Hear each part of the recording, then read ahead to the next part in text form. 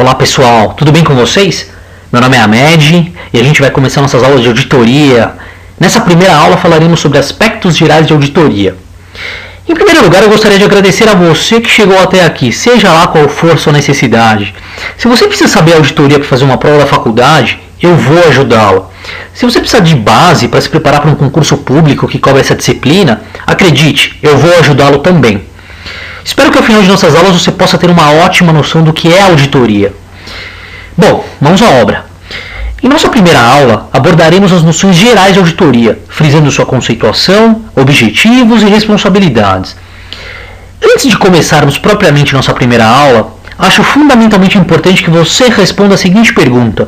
Afinal de contas, o que é auditar? Auditar é avaliar. E é por esse motivo que surge a auditoria. Ela surge para atender uma necessidade decorrente da evolução do próprio sistema capitalista. No início, as empresas eram fechadas e familiares. E com o tempo, elas foram tendo a necessidade de captação de recursos, de captação de dinheiro.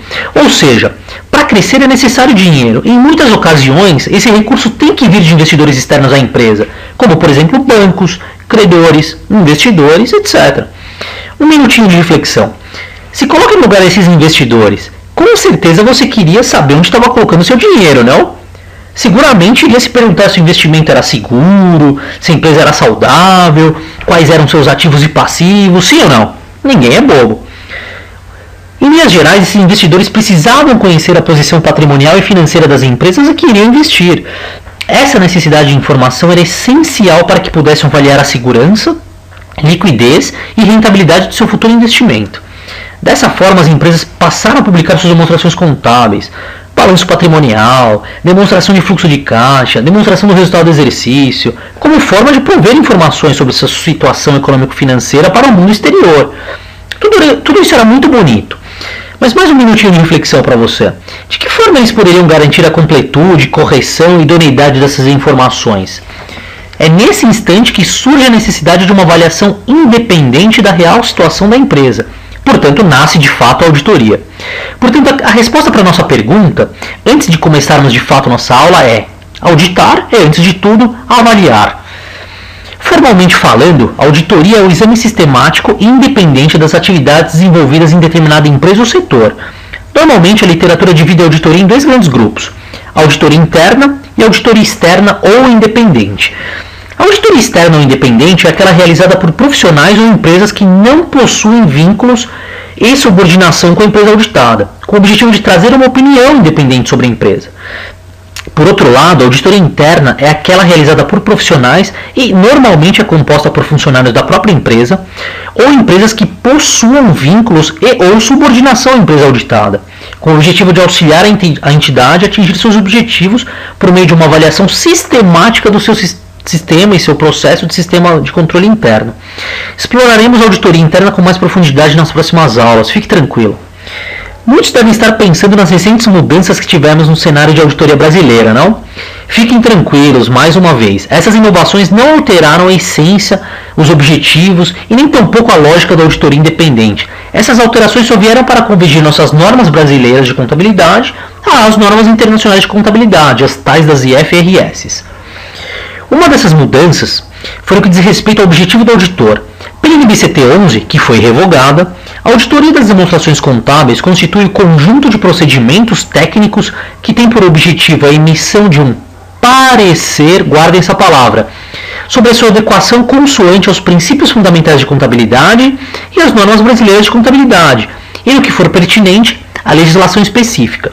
Já a NBCTA 200, em vigor desde 1º de janeiro de 2010, diz que o objetivo da auditoria é aumentar o grau de confiança nas demonstrações contábeis por parte dos usuários e que isso é alcançado mediante a expressão de uma opinião, guardem essa palavra, pelo auditor sobre se as demonstrações contábeis foram elaboradas em todos os aspectos relevantes em conformidade com a estrutura de relatório financeiro aplicável. Guardem essa sentença, estrutura de relatório financeiro aplicável. Muito bem. Notem que o objetivo do auditor é emitir um parecer, isso pela norma antiga, que nada mais é que uma opinião, pela norma nova, sobre a adequação das demonstrações contábeis, levando-se em consideração a estrutura do relatório financeiro aplicável. texto da nova norma. Vale uma observação importante para vocês. Afinal de contas, o que é a estrutura de relatório financeiro aplicável? Ela nada mais é do que a estrutura de relatórios financeiros, balanço patrimonial, demonstração do resultado do exercício, demonstração do resultado abrangente, demonstração da mutação do patrimônio líquido, demonstração dos fluxos de caixa, demonstração do valor adicionado, etc.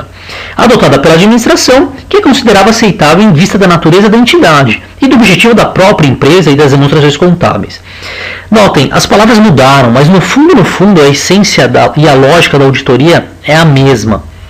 Por fim, podemos afirmar então que o objetivo da auditoria é expressar uma opinião sobre se as demonstrações contábeis foram elaboradas em todos os aspectos relevantes, em conformidade com a estrutura de relatório financeiro aplicável, ou seja, opinar sobre a adequação das demonstrações contábeis.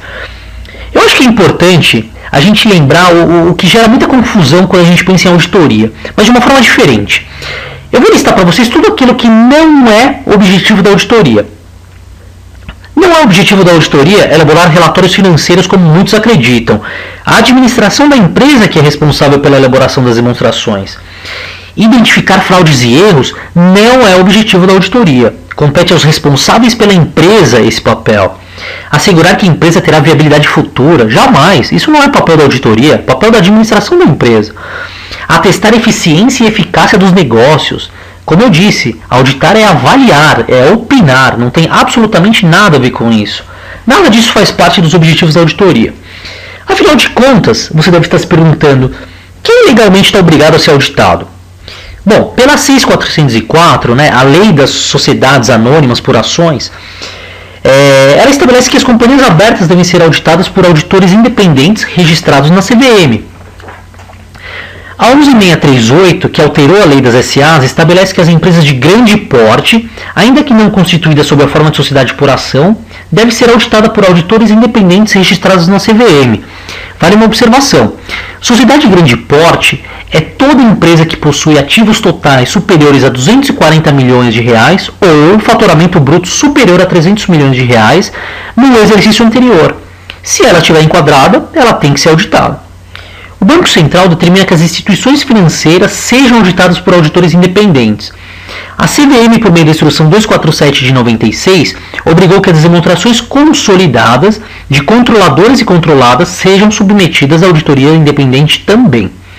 A SUSEP determinou que as demonstrações contábeis, inclusive as notas explicativas das sociedades supervisionadas, que são sociedades seguradoras, de capitalização, resseguradoras locais e entidades abertas de previdência complementar, devem ser auditadas por auditores independentes também.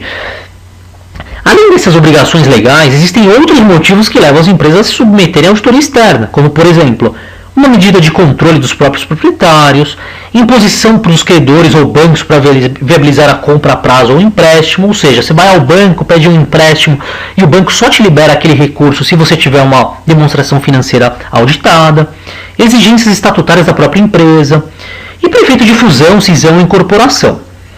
Alguns pontos que eu, de coração, gostaria que ficassem bem claros para vocês ao final dessa nossa primeira aula.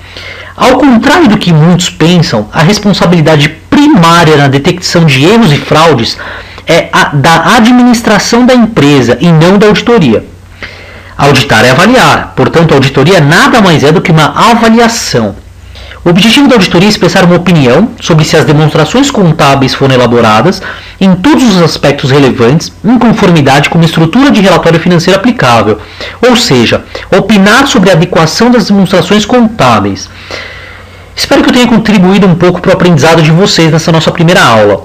Por favor, qualquer dúvida me escrevam, meu e-mail está aí, é amed_fea@yahoo.com.br e até a próxima aula. Um abraço e até lá!